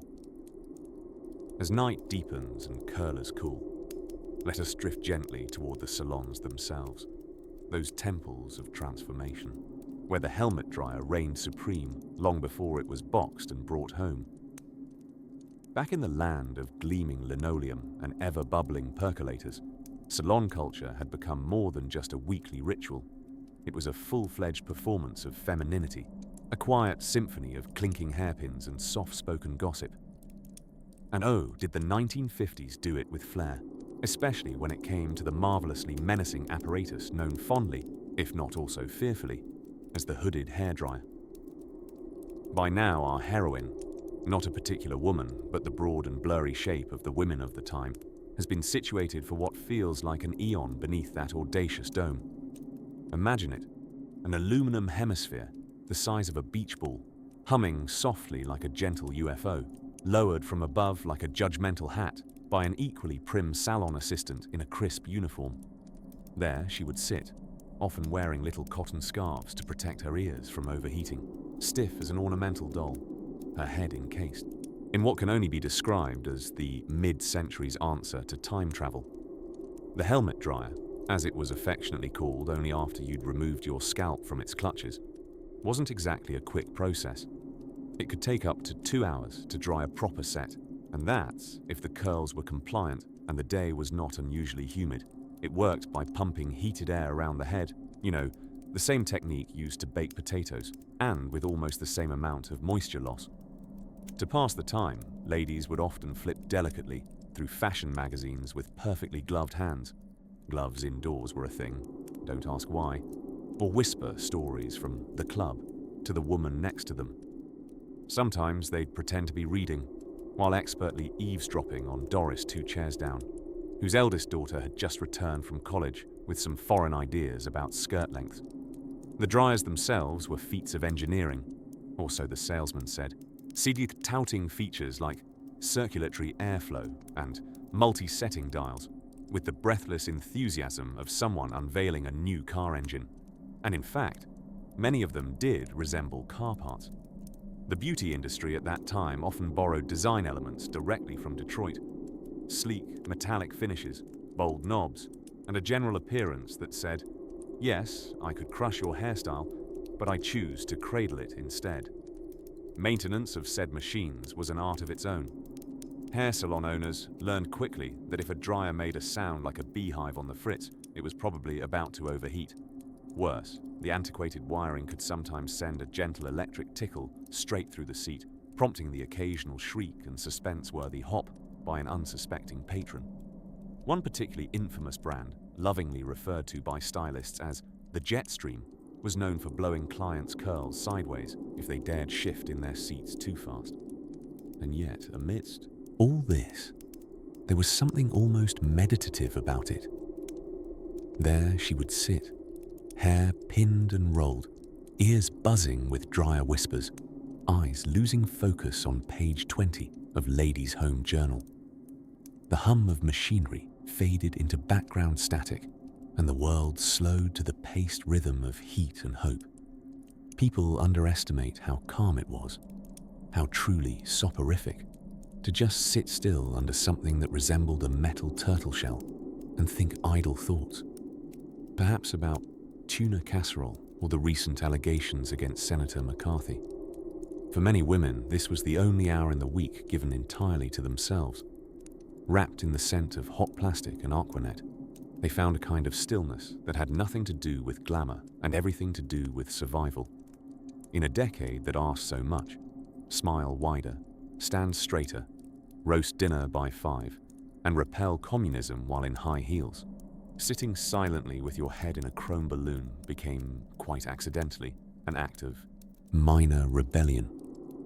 Outside, the world busied itself with bomb drills and vinyl furniture. But inside the salon, under the sacred dome of the dryer, everything stood still. Men didn't interrupt here. Toddlers weren't yet allowed, and the phone was gloriously elsewhere. Soon, though, inevitably, the timer would ding with all the solemn finality of a prison bell. The heat would stop, and the chrome would rise, revealing not just a helmetless woman, but a coiffed phoenix ready to rise from the ashes of frizz, reborn in hairspray and symmetry. But what happens next in this curious ballet of beauty and engineering? Well, let's just say the curlers may be off, but the rituals are far from over. By the spring of 1958, the average American woman spent more time at her beauty salon than at the dentist, doctor, or, somewhat questionably, her local library. And nestled at the heart of this weekly ritual was a rumbly, humming dome of destiny, the hooded hairdryer. With a sound, somewhere between a mid-sized jet engine and a complacent washing machine, the dryer would roar gently to life across the beauty parlors of suburbia, a chorus of warm-winded helmets puffing onto freshly shampooed scalps. It was like being caught in a synchronized heatwave with a dozen glamorous astronauts preparing for liftoff. But beneath the bubble helmet, time behaved differently. Minutes stretched like chewing gum. Moments slowed to a near standstill, warped by the hypnotic drone and the faint, lingering scent of Aquanet. It became a place of suspension, not just for hair, but for thought. A bubble within a bubble. You couldn't hear the world, but you could think. You could plot. You could daydream. So women brought with them their tools of survival. Crossword puzzles, scandalous novels with dramatically windswept covers, Reader's Digest condensed mysteries. They sipped lukewarm coffee and swapped gossip with their neighbors, their voices muffled but conspiratorial. Eyes peeking just beneath the edge of that plastic dome like submarine captains scanning the horizon. Drying time was not lost time. No, it was a kind of gentle exile, a retreat from the noisy demands of housewifeship, motherhood, Cold War paranoia, and tuna casseroles. Meanwhile, the hair beneath the helmet underwent its own quiet transformation. Beneath the calm churn of hot air, water molecules evacuated with military precision. Strategically placed rollers set complex geometric patterns into motion, urging each lock of hair to obey a delicate architecture known only to salon professionals and their faithful steno pads. This was not merely about drying. It was about sculpting, engineering. Some might say alchemy. Others might say hydrothermal bobby pin sorcery. Both would be correct. And just outside the sanctified dome came another piece of the ritual, the appointment book. This was a sacred ledger, handwritten in swift loops and peppered with cryptic notes like Mrs. Henderson wants less poof, Or Ethel requesting emergency touch-up, leave 15 extra minutes for tears. These books also served as a form of passive resistance against chaos, because when the Cold War threatened mutually assured destruction, at least Mildred's Friday wave set was immovably certain. Of course, the dryers themselves would sometimes misbehave. Occasionally, one would emit a suspicious rattle that suggested a small squirrel had taken up residence in the motor. Others ran too hot, singeing the outermost hairs into crispy wisps, crimping the delicate line between setting one's curls and igniting them. But most worked as intended. On, hum. Heat. Repeat. And as these salons filled with purring machinery and seated sentries, their walls became unofficial headquarters for community whisper networks. Who was seeing whom? What went wrong at the fundraiser? And why Eleanor's new cherry pie tasted suspiciously like store-bought crust, under the guise of setting lotion and gentle a steam.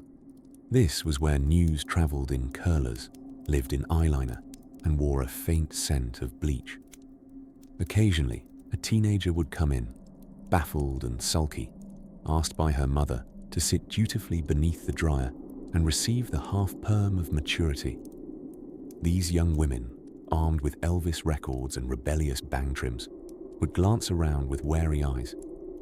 The dryers were dinosaurs to them, giant, hot, slightly absurd beasts. But even they, after 20 minutes of warmth and forced stillness, might find themselves surrendering to the hypnotic rhythm of the salon. Time, after all, spares no scalp. As the hour ticked forward, dryers would click off one by one, each woman emerging slightly dazed, like butterflies from chrome cocoons. And after a flurry of combing, teasing, and liberal spurts of setting spray that doubled as a minor adhesive, the new look was revealed. Glossy, voluminous, and engineered to withstand both wind tunnels and existential dread. The hairdo was not just a style, it was a shield.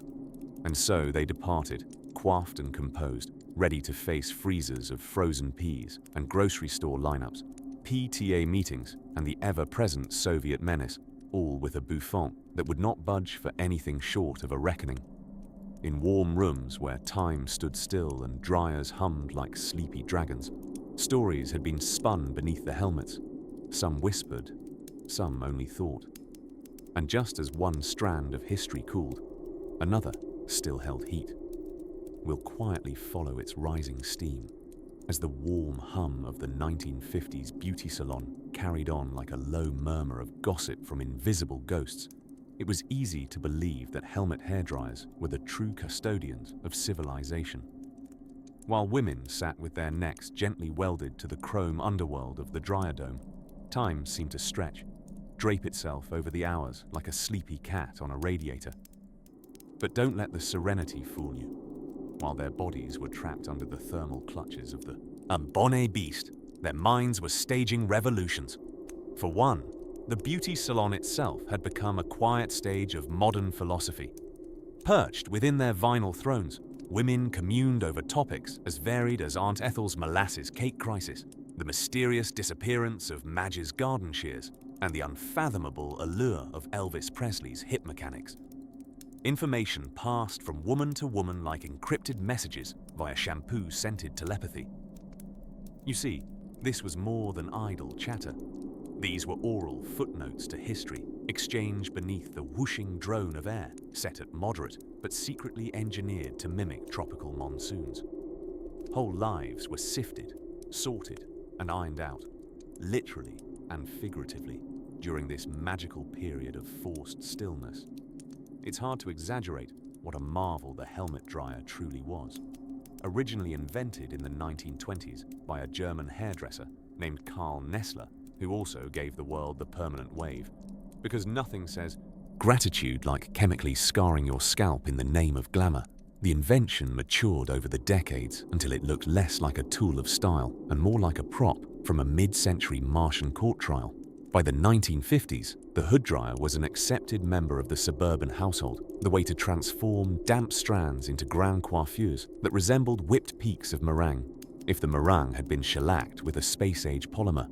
These coiffures, once set, could withstand hurricane winds, moderate earthquakes, and at least 2 Saturday night sock hops. But while their curls were hardening into soft serve architecture, the women found unexpected freedom in forced idleness. Trapped under that chrome porthole to serenity, they couldn't run errands, answer phones, or even chase the neighbor kid who kept cutting through the petunias. They just sat, occasionally flipping through magazines with lacquered fingernails, or daydreaming about owning a convertible, or having cocktails in Palm Springs with Dean Martin, possibly while wearing a scarf that billowed dramatically even indoors. The salon became a safe space, cloaked in the gentle sounds of Dreers and murmured affirmations like, "You deserve to sit, Marlene," and "Don't you worry, Ethel, he'll come back once he's out of the bowling league." Every woman who passed through became a quiet citizen of this thermal republic, governed by the law of curls and community. Hairdryers weren't merely appliances. They were like softly growling time machines. The portable versions, known as bonnet dryers, would soon evolve to be used at home, their long hoses snaking from heat units that whistled like elderly teapots. Women would carry the puffed-up bonnets around their living rooms, tethered like astronauts taking their first steps on linoleum. Yet the behemoths in salons remained dominant during this golden coiffure era. They gave stylists the power to transform. All one needed was a client, a head full of rollers, and the patience to wait for thermal sorcery to set in. Stylists developed a sixth sense, a sort of follicular sonar, for when a head was properly cooked. Timing was essential. Take the helmet off too soon, and the hair flopped like a defeated pie crust. Leave it on too long, and the woman might forever live in a state of heightened static. And still, nobody complained. Or if they did, it was only in winked sarcasm and quiet giggles, drowned by the steady exhalation of hot air. These were the rituals of style, cloaked in velvet patience. Amidst the quaffing and chit-chat, the helmet dryers served as unwitting therapists, stoking a kind of social warmth with every gust. For even as they sat silent and still, each woman carried within her the quiet assertion that beauty, community, and the occasional slice of lemon chiffon pie were all worth the wait. And soon, as the world around them changed, outside their dreamy bubble of clippers and curlers, the giant dryers would face their twilight era. But before they did, something unexpected was about to whirl into the salonscape, an innovation so portable it could fit in your overnight bag. It was the kind of everyday oddity that now seems like Victorian science fiction. Women, elegantly dressed in floral shirtwaists or crinoline-trapping knee-length skirts, seated in neat rows at the salon, necks angled with the surrendering grace of a tulip to the sun, each one trapped under a hemisphere of polished chrome that hummed like a spaceship trying to lift off, but never quite managing. By the 1950s, these dome dryers had become standard issue in hair salons across America. They were part appliance, part medieval contraption, and part social event. You didn't just get a hairstyle. You got 2 hours of slow roasting under a polished aluminum crown while thumbing through freshly minted gossip magazines and occasionally discussing the thermodynamics of scalp baking with the woman seated beside you. What most people didn't realize, as they sat under these reflective monstrosities, was how utterly new the idea of mass-produced, electric home beauty devices really was.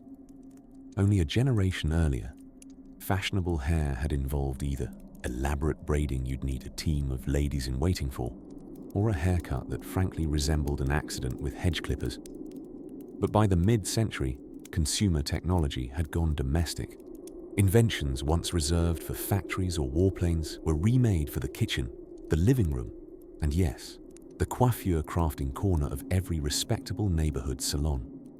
These dryers, affectionately known as beehive ovens, by women with a certain fondness for irony, took the old principle of a hooded bonnet dryer, once warmed with gas or a brass contraption heated over coals, and electrified it for the Jetsons' generation. Of course, they weren't exactly whisper quiet. No woman sitting beneath one of these silver domes could hear anything at all. Not even herself think. In fact, it was said that many of the deepest meditative silences of the 1950s happen not in Buddhist monasteries, but in Harper's beauty parlors, between 1 and 3 p.m. on Wednesdays. The dryers couldn't be rushed either. They worked on the rather stubborn principle of consistent, slow drying. If you attempted to hasten them, to turbo your bob into place in 30 minutes or less, you'd simply end up with half-damp curls and a look of soggy betrayal. No, a proper set took 90 minutes minimum, plus a cool-down period that left women blinking like owls suddenly exposed to daylight. But for all their stubbornness, helmet dryers transformed the hairstyle itself into an architectural form, the bouffant.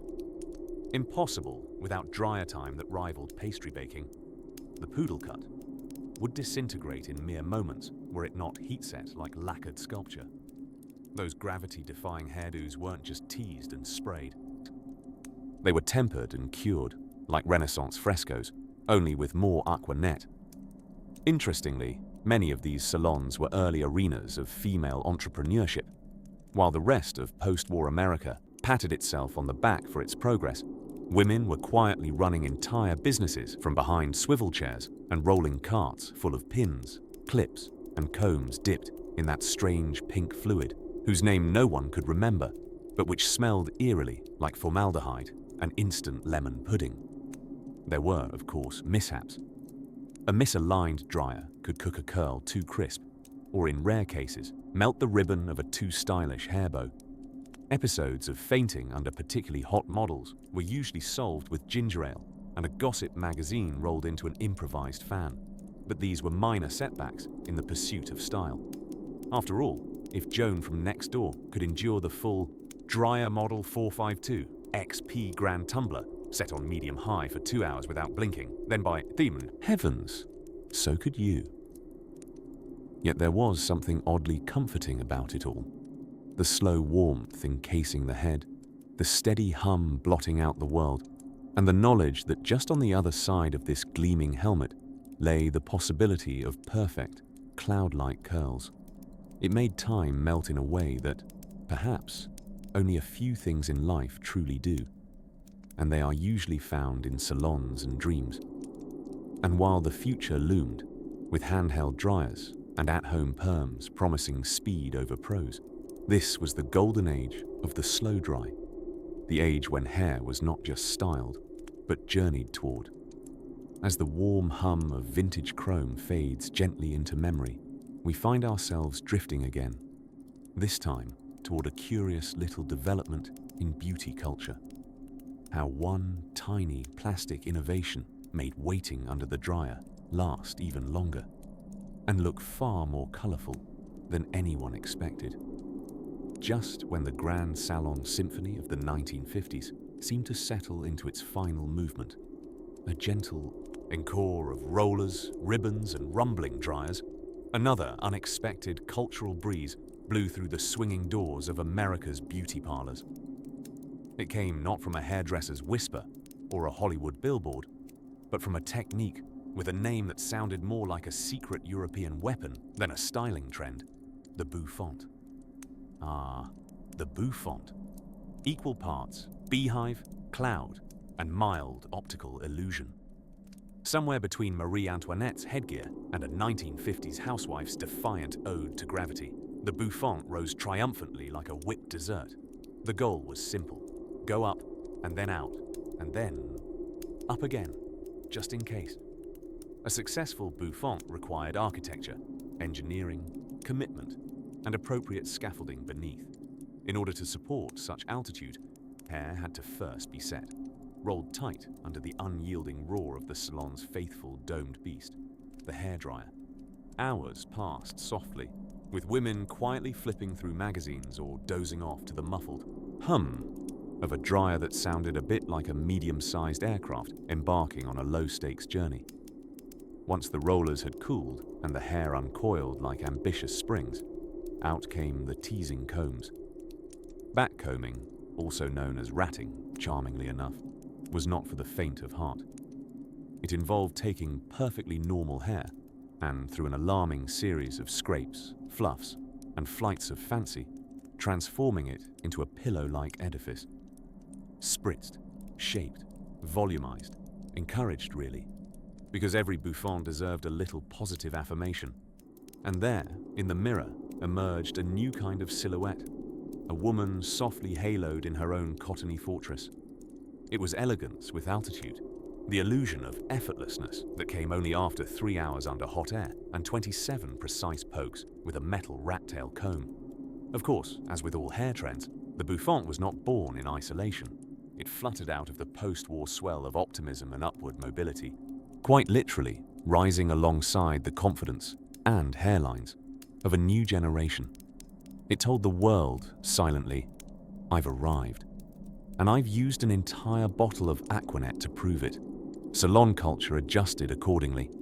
Waiting rooms remained filled with the usual cacophony of clinking coffee cups and soft gossip. But now there was an air of ambition.